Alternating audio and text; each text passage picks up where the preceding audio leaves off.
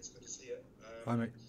Can I ask you just about your new contract? You must be delighted, relieved, happy, whatever all those emotions are, to get this sorted out, cleared up, and done and dusted across the line at this stage. Yeah, very, very happy. Obviously, it was always my intention to try and stay at the top of my game to get myself to a World Cup, and I'm very thankful and grateful that I've been afforded that opportunity to do it, and now it's up to me to keep working hard and keep the body in good shape, and I'm still very driven to get there and perform at a World Cup, and that was one of the biggest factors for me. Was, I've spoke to a lot of guys that have finished in the game and they have big regrets over World Cups, and I suppose I have a chance now to do that. But obviously it's a long time away at this moment. We've got a lot in front of us to focus on, and but it's great to get it sorted, and I'm absolutely delighted. So, I mean, your ultimate target at the very end is to continue playing until Rugby World Cup 2023. I mean, is there anything that you're doing differently now to look after your body, to recover better, to, whatever? Is any additional stuff you're doing now that you haven't done in the past to make it last longer? Yeah, of course. You're always looking for different things, and you dabble in different things, and you go through good patches and you go, okay, that's down to this, and you keep that, and then you something else comes unstuck and you have to find something else, and lots of little 1%ers that you just with your diet or with your recovery, or speaking to the people that are really good in that area, and I've said previously, I've played with a lot of guys that played at the top of their game, and guys in Ireland as well, that played like to a top level. You look at people that have won a World Cup, like Richie McCaw at an older age, Brad Thorne. I played with Brad, took a lot from him. Closer to home, Rory Best, Paul O'Connell, Brian O'Driscoll. All these guys played to a similar age, and so you take bits from all of them. Peter Stringer, Dunico Callan, the list goes on. So it's not like it's the first person ever to do it, but for me, I just hope to, and I'm very hungry to stay in the international setup. I don't want to go out with a whimper. I want to go out at the top. So whatever it is, 18 more months to make the most of a career, and then hopefully we can finish on a high. Just a final question for me is in relation to playing England. I think this weekend will be your 15th time playing against England, either home or away. I mean, what's different about playing them, and what do you have to do, particularly in a place like Twickenham, to beat them there?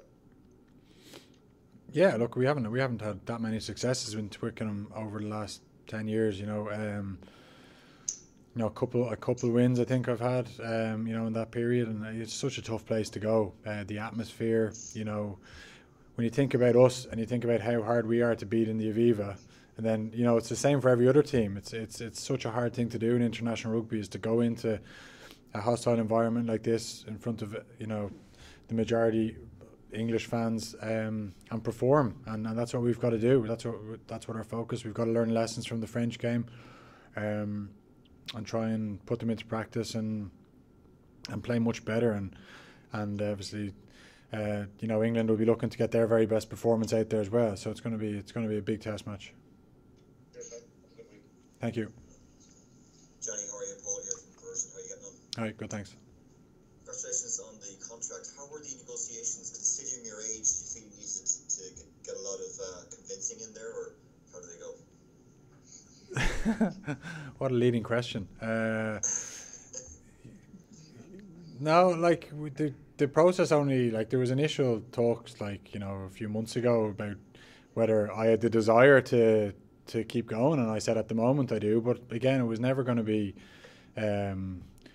done till this stage of the season, because you just don't know. And again, if you picked up an injury, or you think it puts the majority of next season in doubt, so you've got to wait. I suppose at this age it's a lot different if you're mid-20s or whatever. But look, it was fine. It was, like I said, we sat down last week and we sorted it out in a couple of conversations. There's the balance, isn't it, between making sure you're looked after, but also acknowledging that you're 36 and that there's risk that goes with that. But at the same time, all you can do is go on what's in front of you. I've hoped to keep proving my worth, and that's all I can say really. I'm just delighted to keep the dream going, as they say. Good stuff. And just follow up for me, Eddie Jones said yesterday that Ireland are favourites for this game this weekend. Would you agree with him? We don't really care about favourites or who's favourite. You know what I mean? It's irrelevant really. We obviously haven't won that many times over the years there, but that's not to say we can't do it this time. It's really down to this game and who can get their best performance out there, and all our prep is being focused on doing that, realising the task that's in hand with the atmosphere that's going to hit us and the intensity that they will bring to the game, and preparing to try and play our best under severe stress, like pressure and conditions. So it's a great test for us, and we'll see if we've learnt lessons from the French game and if we can adapt and play better in an away stadium. Johnny, how are things? Just one quick question for me. Congratulations on the new deal. You said a couple of times in this conversation here, that you want to go out on the top, go out at the top. Have you decided yet? Is this your last deal? Is the World Cup going to be retirement, or is that still an open book, so to speak? Yeah, no, of course. Yeah, I finish 2023 World Cup. So I'm delighted to be able to say it.